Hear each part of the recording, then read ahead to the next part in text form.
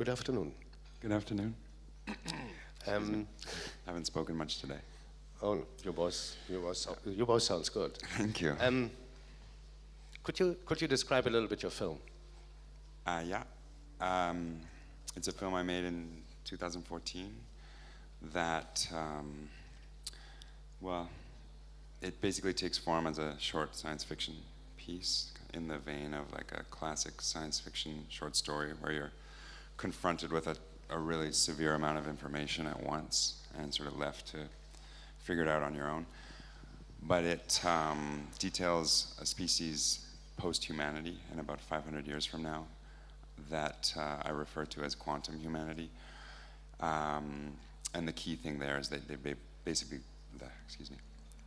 become cyborgs, and with that, rational thought and anything that's not scientifically quantified has been done away with, and therefore there's no faith or belief or religion anymore.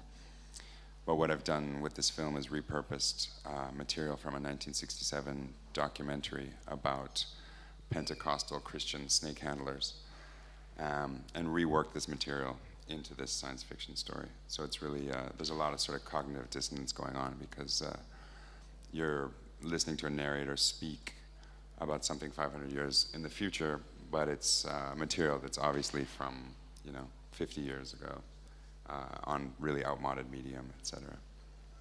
So that's the general storyline. But within that, there's a ton of discussions around, notions of transcendence and altered states and the quantification of these experiences, and whether science's sort of attempts to map and explain these experiences then discounts the experience themselves, etc. It's quite full of I saw things. the film first in Ottawa at the Sobe Award exhibition, and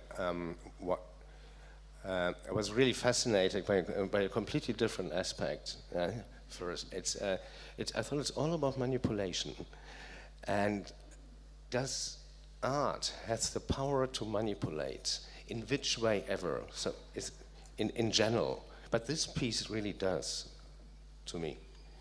Does art have the power to? Yeah, Yes. absolutely. I mean, and I'm a big fan of manipulation, which you'll see in my work. I mean, I'm a big fan of being manipulated. If I walk into a movie and I get tricked by the film, I'm very, I don't know, that excites me. And so, yeah, this film, and it's also the one I just made, it's really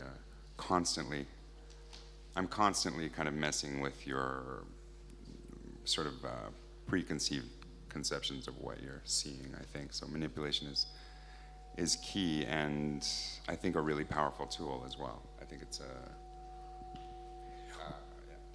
And talking about art in general, why does art not has political power? Why does it not have political power? Yes. How do you mean? Yeah, in general.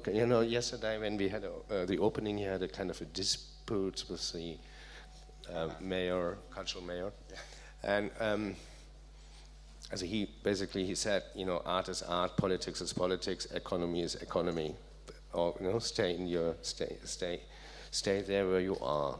So that was the don't engage in spheres you don't know nothing about. Is art can art change politics? Or is that the role of art? Possibly, if it's given the I think the voice. Well, I think it can. Yeah, I mean, art as a umbrella form of culture. I think I think we've seen it with music. Within our lifetime, at least, we've seen music influence politics. Visual art is trickier, I think, because it's become so marginalized in the wider sense of culture. You're Canadian. You grew up in Vancouver. You moved to Berlin a couple of years ago. What's different in Vancouver in relation to Berlin or to Europe? Especially in Vancouver, I think visual art is extremely present in the daily life, or is this just or I'm wrong? I think you're wrong. Okay, Yeah. this is probably when I'm visiting it, but it's... I think it's perhaps, no, I think in Berlin it's stronger, really. Yeah. Vancouver is, you know, for people who like to be outdoors and... As a skateboarder. They have the sublime kind of out their window, so they don't really need it in the gallery. So it's, but Vancouver is it's also a much more conservative place, I think, in a lot of ways.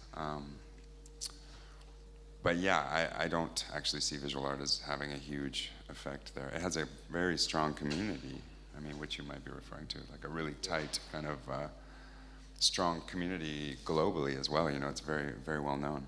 But I think it's a very tricky thing to get it to be resonating within politics themselves, I think. Yeah. I saw the transformation from Harper to Justin Trudeau as a former president and the recent president.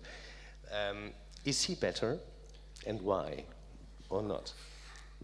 Well, I think being charismatic actually goes a long way, and you know, as a leader. But yeah, he's better, of course. Harper was a Nazi, like totally. Like, he's not perfect, but I think he's doing a lot.